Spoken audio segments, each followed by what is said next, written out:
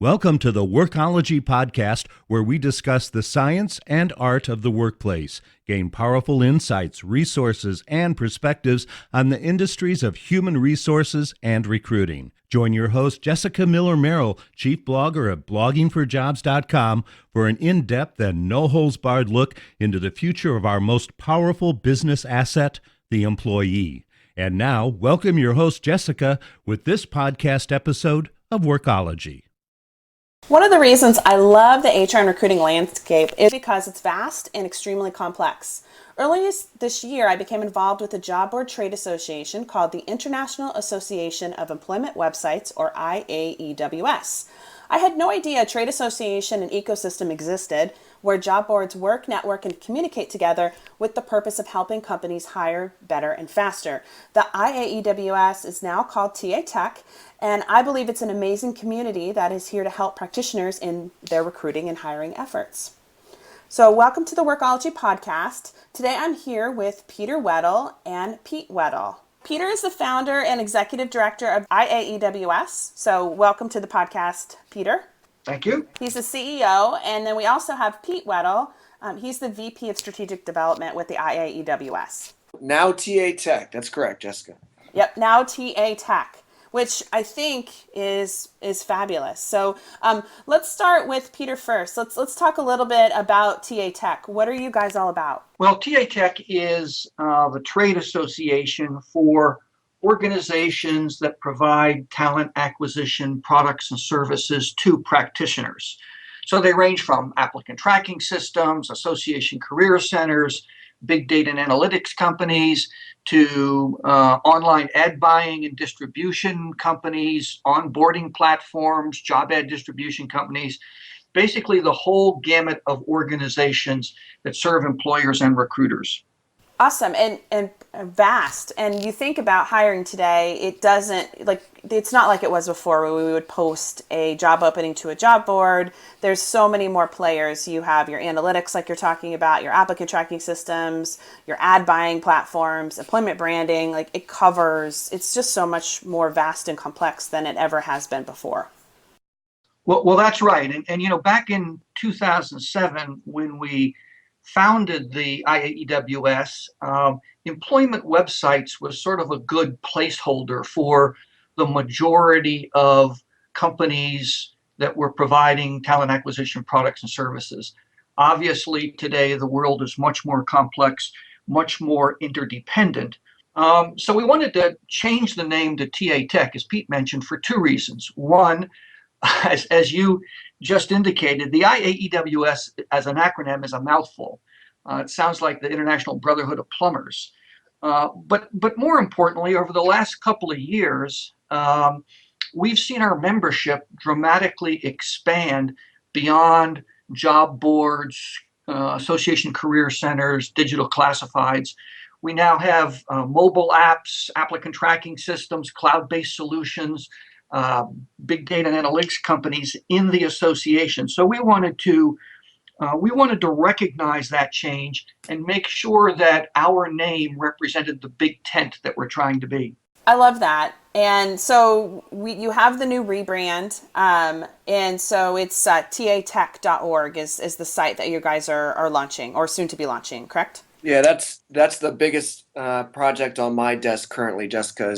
We're working with Shaker Recruitment Advertising to build out TaTech.org, and we think it's going to be an invaluable resource for this whole ecosystem of products that Peter was just describing. I love it. I think it's such a great idea, and certainly with the economy the way it is, where it's so competitive for talent right now, it couldn't, in my mind, come at a better time. Well, we've really been pleased with the reception so far. It seems as if we struck a nerve when we announced the new name. Of course, the second half of the name, TaTech, is the Association for Talent Acquisition Solutions. And as you know, from having been to some of our conferences, we always include the practitioner in our events. We typically ask a vice president of talent acquisition to come in and chat with us off the record, not for attribution. Tell us what you like, tell us what you don't like. And to a person, they have said over the years stop selling us subscriptions and start selling us solutions. And when you parse that phrase, I think what they're trying to communicate is that each individual organization's talent acquisition challenge is unique. It's idiosyncratic to that particular organization. So there is no such thing as a one-size-fits-all approach to talent acquisition. And what we really need to do is to think about how we can provide the most diverse, the most integrated set of products and services from which an employer can then tailor a specific solution to their specific talent acquisition challenge. I love this idea for that reason. It is customized. It's very hard to purchase any type of software or technology or ad buying or job postings that is just right out of the box, because each company is specifically unique and their challenges are different, especially if you have multiple locations. My background is in retail and call center and manufacturing HR, where you have multiple locations. And even a location like a retail store location that is 5 miles from another store, the ecosystem and the way you recruit and engage candidates is completely different. And I think it's great that you guys are thinking this way and really focusing on the customized, unique solutions, and bring in those practitioners into the fold to help share some of those best practices. Yeah, Jessica, Peter mentioned earlier the bigger tent.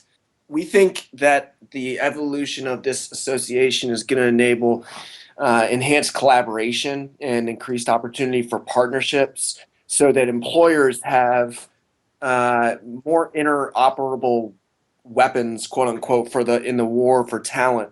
And we think that's really important. As Peter mentions, it's a changing environment, and we need to have a place for all of these various solutions to come together to further enable the employer.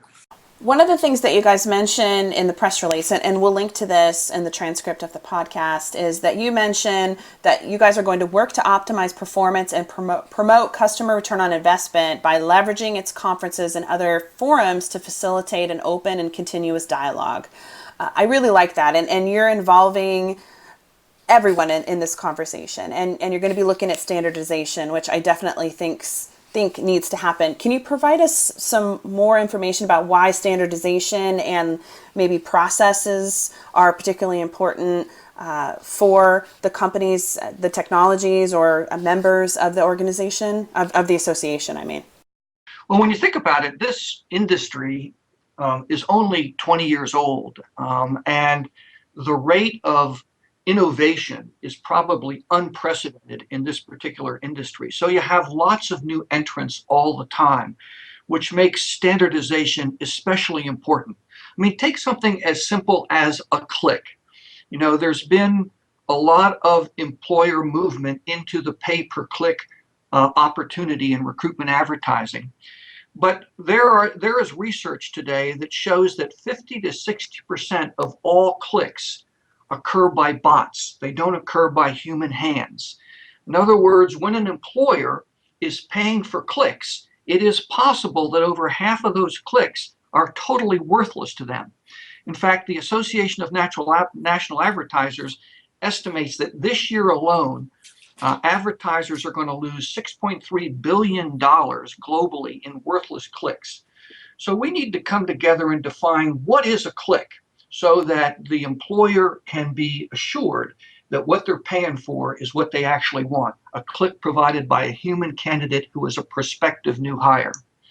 And the same thing is with regard to interoperability. eQuest earlier this year took a look at 2 million job postings at over 800 employers. And for every person who clicked on a job and applied, 9 out of 10 of those people did not actually complete the application form on the applicant tracking system. So that tells me that we in the industry need to do a better job of facilitating that data transfer between the sourcing instrument, whether that's a job board or a social media site or a digital classified, and the applicant tracking system, so that the employer truly gets to look at all of the candidates who are interested in that opportunity. And all of our conferences and as Pete mentioned, the content on our website, all of that is going to be designed to promote that kind of crosstalk and collaboration to solve those two challenges. I think if you can crack that code, which is the reporting and analytics, and just really understanding where candidates are coming from, and I can't believe like 50 to 60% of robot clicks. I mean, that is insane. So if we really have accurate data behind hiring and applications and those conversions from candidate to applicant, we're just going to be able to spend our money better, make better decisions, and hopefully be able to find a better, higher quality candidate, which I think is what all of us really want. Yeah, and as Jessica, as you indicated, people are starting to wrangle analytics. People are starting to really process them effectively, but that lack of standardization, that's where the rubber's going to meet the road. So we're pretty far along with the analytics, but I think we have a long way to go with getting on the same page in terms of standardization and definition. We had a webinar several months ago talking about content engagement and employment branding, and Jennifer Terry, who is the director of talent acquisition with AT&T, talked about a study where they left their drop-down menu for the applicant process, where they're coming, what source, where are you coming from when they actually apply. And they kept that information, but they still had their cookies in place, so they were able to compare the accuracy, particularly over on the candidate side. And 70% of the time, the information the candidate was providing themselves as self-selection for the drop-down menu was inaccurate. So it would be wonderful to be able to have accurate data to be able to spend our advertising or our recruiting monies better and the right way. Well, the whole idea of the association is to promote that kind of crosstalk, both vendor to vendor and then vendor to practitioner. So one of the things that we do that I think is different from a lot of other venues is that we, as you know, organize our conferences as unconferences. There's a lot of structure around promoting, facilitating discussion and crosstalk. Unfortunately, today at a lot of venues, when you go to a conference, the vendors are segregated to the exhibit hall, or the practitioners are expected to sit in the audience and just listen to one pundit after another. What we want to do is make sure that all of the parties in the equation are heard, and that their perspective is taken into account, so we get the best solution possible for the organization. That ensures the success of folks in the industry, and equally as important, as you've pointed out, that ensures the success of employers and practitioners. Well, let's take a little bit of a reset here. This is Jessica Miller-Merrill with the Workology podcast. Today, we are talking about the changing role of job boards in HR and recruiting, and particularly TaTech. It's a new rebranded organization that's going to be focusing on all of talent acquisition and bringing different players in the space together. I'm here today with Peter Weddle and Pete Weddle.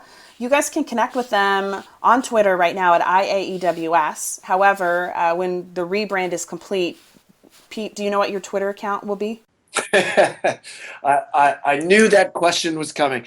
Yeah, for the time being, people can connect with us at IAEWS, and that's where we'll be dispersing all information.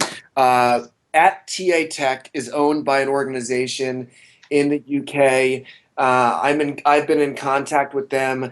They haven't utilized the handle in 3 years, and yet, despite my beg and plea, they're insisting that we stand by before they release it to us. I may rebrand IAEWS as at TaTech Solutions or something to that effect, but I'm going to continue to barter with them in any way that I can to get at TaTech. But yes, people reach us for the time being at IAEWS. And so I say the best place to go is go ahead and go to the new website once it's launched, and then we can connect with the Twitter account. TaTech.org is under construction. We think the rollout should occur within the next couple weeks, but all relevant information is still found on employmentwebsites.org. I myself am going through a website relaunch, and it never happens at the exact moment or date that you want it to. So I feel your pain, but you'll get there. I know for sure.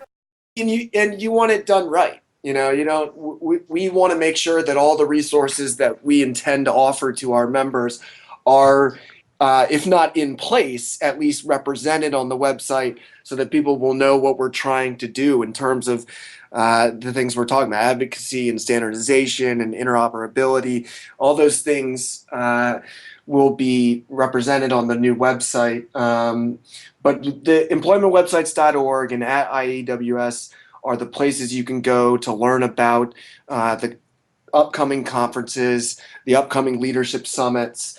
There's a tremendous amount of resources on that website and at that Twitter feed.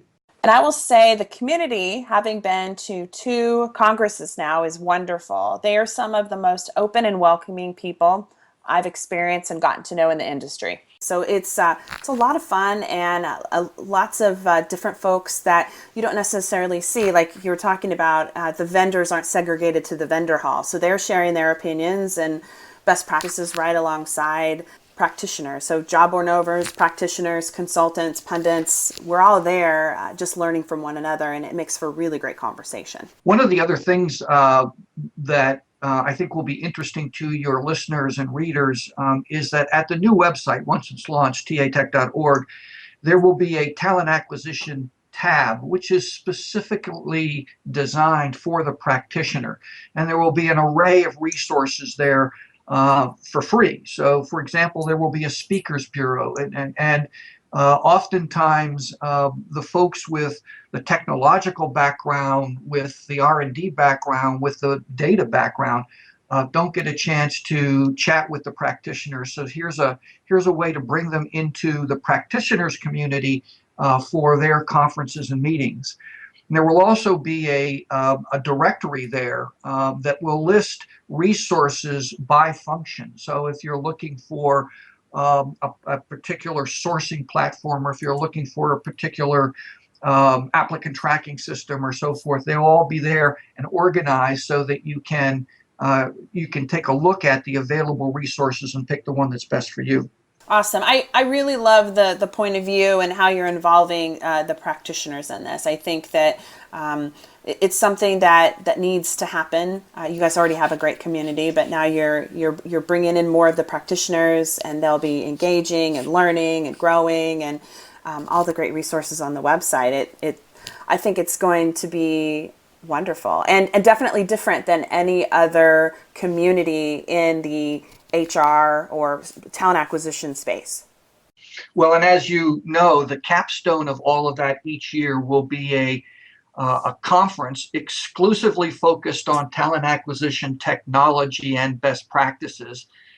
Next fall, it will be September 19 through 21, 2016 in Las Vegas, a 2.5-day event where you'll be able to hear speakers that you won't hear at any other conference, the folks who are really pushing the technology envelope, and talk collaboratively about the best ways to optimize that technology. But in addition, where are the holes? What are the problems? How can we solve the application of that technology so that it really provides the best return on investment for the practitioner?